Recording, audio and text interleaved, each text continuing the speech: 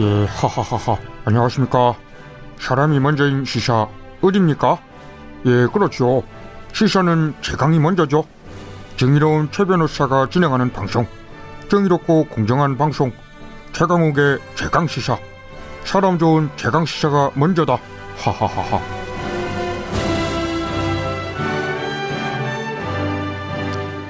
예, 완전히 새로운 경남. 하루 8시간만 열심히 일하면 먹고 입고 자고 아이들 키우는데 부족하지 않은 세상을 만들겠다. 지난 지방선거에서 민주당 후보로는 처음으로 경남지사에 당선된 김경수 경남지사의 취임 일성인데요.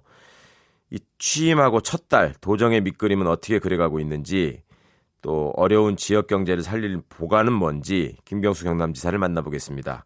김경수 지사님, 안녕하십니까? 예, 안녕하세요. 반갑습니다. 예, 반갑습니다.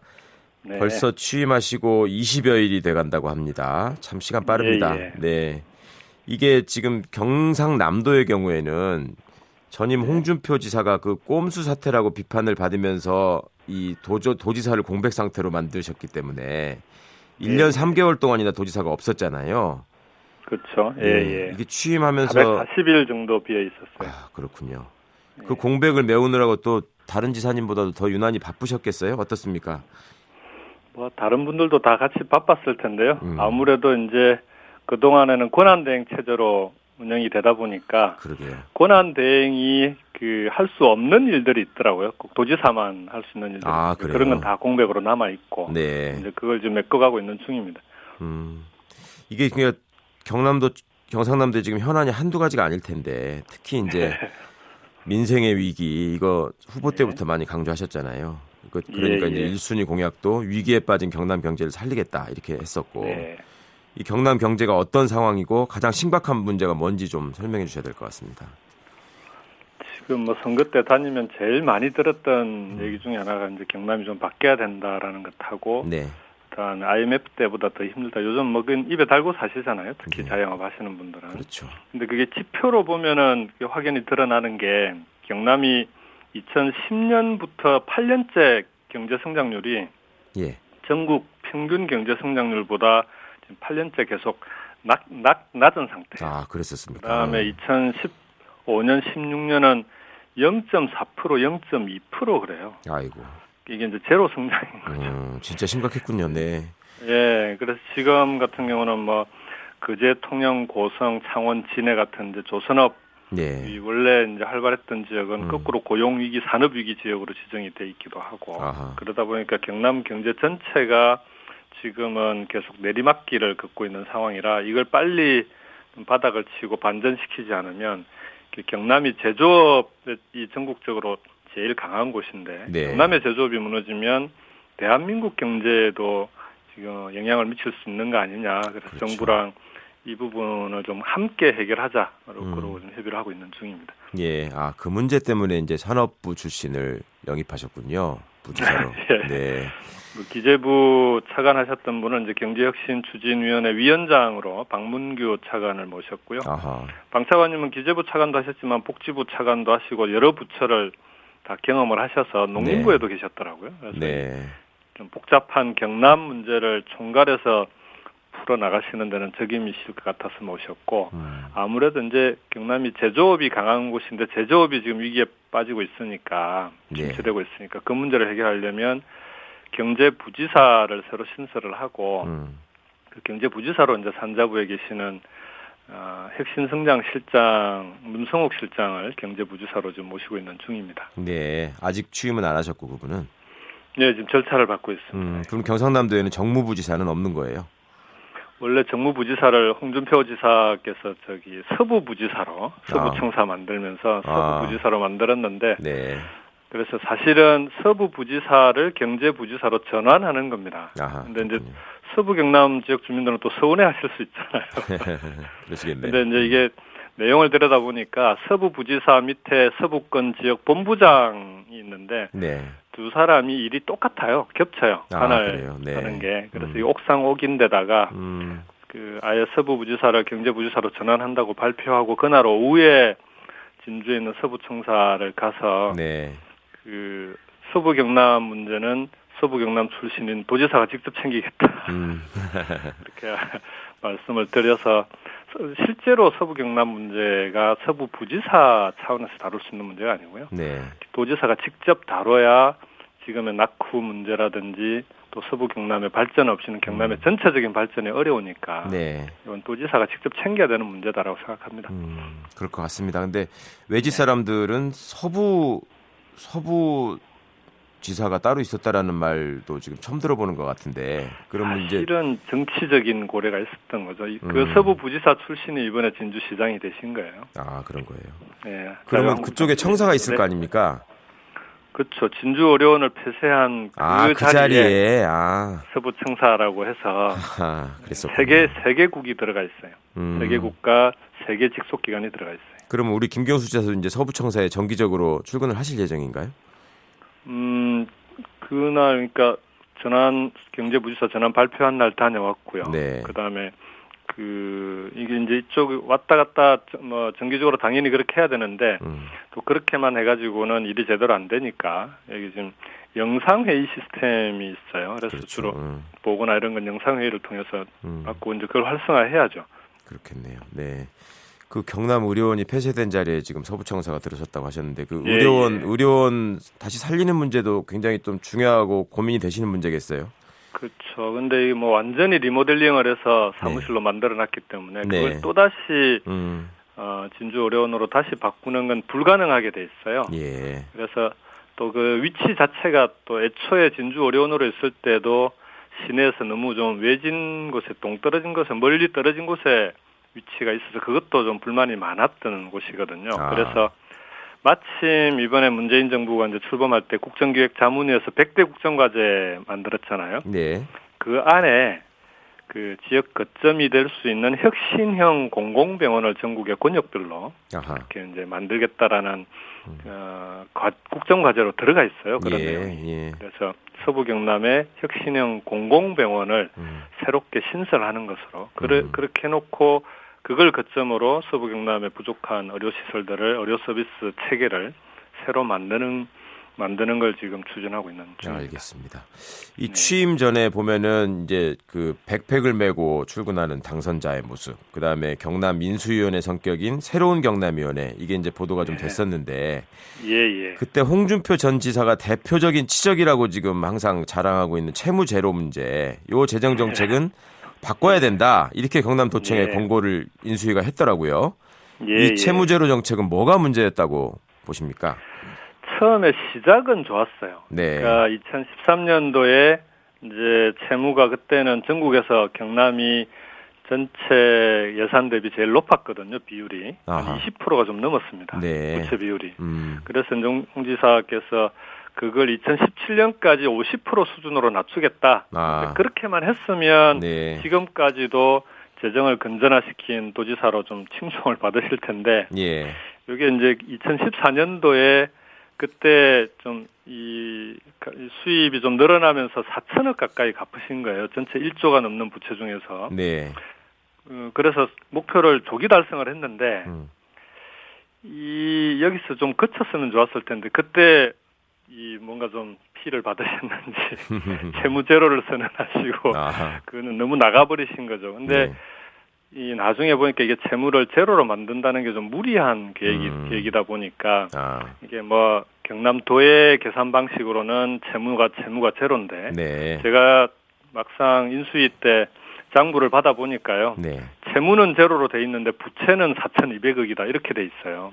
그게 무슨 말이에요? 그러니까 이게 계산 방식을 조금 다르게 해가지고 여전히 갚아야 될 채권이 있습니다. 자동차 매매할 때 왜 공채 사잖아요. 그렇죠. 그럼 그 채권이 이 지역개발기금이라고 그걸 가지고 이제 지역개발에 사용하는데 그것도 당연히 갚아야 될 부채 아닙니까? 그렇죠. 그 부채가 4,200억이 있는 거예요. 근데 그거는 빼고 채무로 계산을 안 하더라고요. 그래서 저는 이건 눈 가리고 아웅이기도 하고 그 다음에 사실상 엄밀히 따지면 이거 대국민 사기극 아니냐. 그렇게 얘기를 했었죠. 그래서 채무 제로라고 하는 건 이건 국민을 속이는 거니까 좀 정확히 이제는 재정 운용 기조를 건전 재정으로 가되 있는 건 그대로 알리고 예. 지금은 오히려 경남 경기가 어렵고 경제가 침체돼 있으니까 적극적으로 재정 투자를 하자 그러고 있는 중입니다. 알겠습니다. 그러니까 정치적인 선전 용어로서는 채무자료가 굉장히 네, 눈에 띄는 용어였지만 기념식수도 하시고 표지석도 세우시고 하셨는데 그렇게 기념식수 해놓은 나무가 이게 또 말라 죽었어요. 아이고, 네. 그래서 2번을 교체를 했는데 새 그루가 다 죽어버린 거예요. 계속. 아이고 참. 네, 그래서 이번에 일이네. 제가 취임하기 전에 그 나무를 권한대행이 나무를 이제 최종적으로 제거를 하셨더라고요. 이제 그러니까 채무제로에 맞추느라고 사실 또 써야 될 돈을 안 쓰고 하는 일이 또 많지 않았겠습니까? 그게 또 문제가 될 것 같아요. 아까 제가 경제 성장률 말씀드릴 때 2015년, 16년에 0.4%, 0.2% 그랬잖아요. 그러셨죠. 그때 집중적으로 빚을 갚은 겁니다. 아. 그러니까 쉽게 얘기하면 집안이 지금 힘들어서 이제는 이 뭐 열심히 투자도 하고 그렇죠. 뭔가 살려야 되는 시점에 이 집에 있는 솥단지까지 다 팔아먹으면서 빚을 갚은 거예요. 아니 도의 경우에는 그 시군에다가 조정교부금 뭐 이런 것도 내려보내잖아요. 맞습니다. 그것도 다 자르고 그런 거 아니에요? 그걸 다 뒤로 미룬 거죠. 이게 지금 이번에 추경 편성할 때 3,500억 정도가 전체 6,200억이 추경 예산액인데 그중에 3,500억이 그동안 안 주고 미뤄놨던 법정 경비, 그다음에 의무적으로 부담해야 되는 경비, 방금 말씀하셨던 시군에 내려보내야 되는 시군 조정교부금 이런 돈들이에요. 그래서 그걸 밀리고 밀려서 이제 제가 다 떠안으셔야 되겠네. 네, 지금 그 교부를 하고 있는 겁니다. 알겠습니다. 좀 하여튼 현명하게 잘 풀어나가시기를 바라고요. 지금 이제 아까 알겠습니다. 제조업의 위기 말씀해 주셨는데 이게 이제 일자리 문제하고 연결되니까 사실은 시급하고 아주 중요하고 심각한 현안이 된 거잖아요. 이 문제를 풀 보관을 좀 말씀해 주셔야 될 것 같습니다.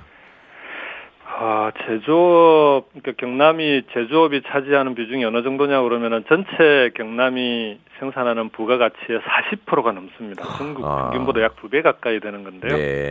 이제 그러다 보니까 이 제조업을 뿌리로 해서 자영업도 이제 활성화되어 있는 거죠. 자영업 비율도 전국 평균보다 한 7%가 높아요. 32% 정도 돼요. 그러다 보니까 제조업이 무너지면 경남 경제 전체가 얼어붙게 돼 있는 구조인데 이 이제 뿌리 같은 제조업이 지금 무너지고 있는 겁니다. 그러니까 경쟁력이나 생산성이 갈수록 떨어져 가고 있는데 그동안은 어떻게 왔냐 그러면 이 제조업에 집중적으로 투자를 해야 되는데 거꾸로 여기는 그냥 영양주사 하나 정도 놓고 나머지 이제 줄기나 나무로 치면 줄기나 열매 열리는 곳에 비료만 열매가 많이 열리는 비료만 주는 거예요. 그러다 보니까 열매 따먹으려고 신성장 산업, 미래성장 산업 육성한다고 그쪽에 투자를 하다 보니 기존 제조업들이 고사 상태로 가고 있는 거죠. 그래서 제가 선거 과정에 이제 약속을 했던 건 기존 전통적인 제조업을 살리겠다, 혁신하겠다. 그렇게 하려면 모델을 독일 모델로 가자. 독일에 보면은 인더스트리 4.0이라고 4차 산업혁명하고 이제 연계된 제조업 부흥 모델이 있습니다. 지금 그게 성공적으로 지금 진행 중인데 제조업 공장들을 스마트화하는 거죠. 설비들 자동화하고 그다음에 그걸 무선 네트워크로 연결해서 실제 제조와 소비 서비스까지 종합적으로 빅데이터까지 연결되는 그런 제조업 혁신 모델이 있습니다. 그 모델을 경남에 시급하게 도입을 해야 된다. 그리고 거기에 이제 R&D 투자도 경남형으로 새롭게 만들고 기존 모델들이 아무래도 이쪽 보면은 R&D 예산 따먹기식으로 해서 실제 현장에 도움이 안 되는 경우들이 많았거든요. 그렇죠. 그렇고 이제 그렇게 해 나가려면 자금 금융 지원이 필요한데 지금까지는 어려워지면 거꾸로 금융기관들이 돈을 회수해버리는 그러니까 어려워질수록 더 거꾸로 가는 금융 지원 형태를 보이지 않았습니까? 그래서 그런 부분에 대해서도 좀 근본적인 해결책을 만들어서 실제 어려운 기업들이 도움을 받을 수 있는 그런 자금 지원 대책을 만들고 있습니다. 자, 지방정부 수장으로서 하여튼 뭐 여러 가지 한계도 있겠습니다만은 좀 노력을 기울여 주시기를 바라고. 근데 이제 아까 설명하시는 중에 인더스트리 4.0이라는 모델이 자동화하고 이제 그 선진 IT 기술을 기반으로 한다고 하셨는데 그렇게 되면은 그 노동자들의 실업 여건은 더 악화되는 거 아니에요? 그러니까 실업 그런 상태가 문제 제기를 많이 하죠. 그렇죠. 그러니까 여기 지금 그래서 또 독일 같은 경우는 인더스트리 4.0과 동시에 진행한 게 뭐냐 그러면 노동 4.0이라고 하는 그 프로젝트를 같이 진행을 해요. 그렇군요. 그래서 네. 실제로 그 스마트 공장, 스마트 팩토리의 성공 사례 중에 하나가 독일의 지멘스라는 공장인데 예.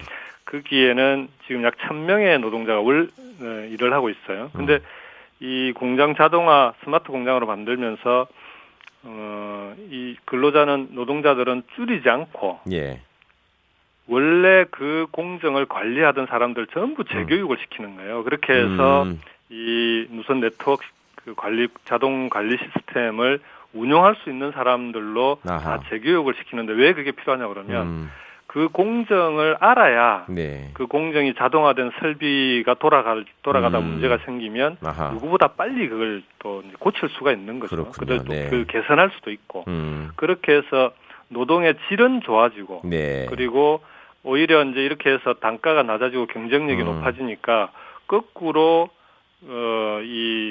경쟁력이 생기면서 투자를 늘리고 고용도 함께 늘어나는 구조로 가는 겁니다. 특히 중소제조업들이 스마트 공장이 되면 네. 우리 여기 경남에도 그런 사례들이 있습니다. 스마트 공장이 되고 나서 자동차 부품 공장인데 외국계 자동차 완성차 업체에서 이제 주문이 더 들어오는 거예요. 네. 단가가 낮아지니까. 그래서 20% 고용을 늘린 곳도 있고 그렇습니다. 네. 지사님 이게 뭐 안타깝지만 시간이 얼마 남지 않았는데 그래도 아무래도 네. 제일 민감한 질문은 두 가지가 될 것 같아요. 영남권 신공항은 어떻게 하실 건지, 그다음에 드루킹 특검은 어떻게 대처하실 건지 짧게 좀 입장을 알려주시죠. 그 두 가지를 동시에 신공항 문제는 부산과 울산 우리 그 송철호 시장님, 오거돈 시장님과 함께 합의를 했습니다.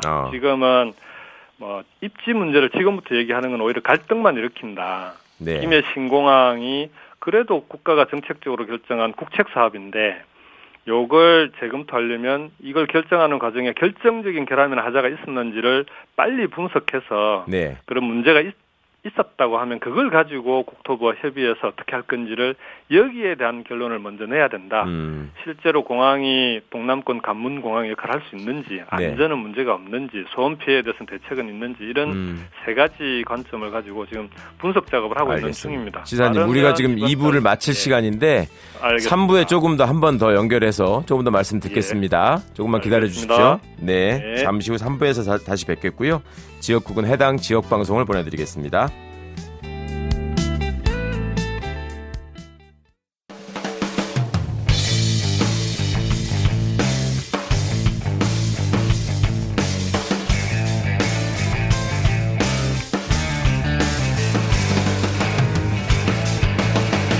최강욱의 최강시사. 예, 2부에서 김경수 지사 인터뷰 계속 진행하겠습니다. 아까 신공항 문제 혹시 마무리 못하신 말씀 있으면 더 이어주시죠.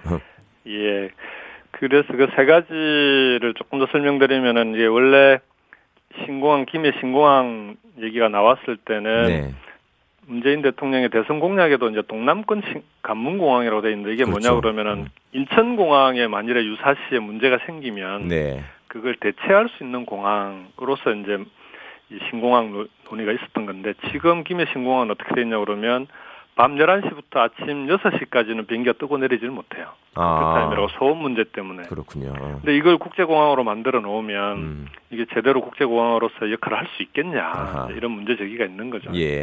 그다음에 두 번째가 안전 문제인데 이게 이제 지금도 사실은 김해 쪽에 산이 좀 높은 산들이 있어서 김해 공항의 안전 문제 전에 왜 중국 민항기인가요? 그렇죠. 한번 걸렸었죠. 사고도 한번 있고 했었잖아요. 김해 공항에서. 그게 이제 다 이 김해 쪽의 산 때문인데 처음에는 산을 안 깎아도 된다고 했었어요. 그랬다가 예비 타당성 조사할 때는 그때는 김해 쪽의 산을 3개를 깎아야 되는 걸로 나와 있더라고요. 그랬다가 또 최근에 확인을 해보니까 국토부가 또 산을 안 깎아도 된다고. 이게 왜 그러는 거야? 그러면은 이게 제대로 처음에 이 안전 문제에 대해서 산을 깎고 안 깎고 하는 게 되게 중요한데 이 안전 문제에 대해서 제대로 검토하고 결정한 거냐 하는 이제 의문들이 생기는 겁니다.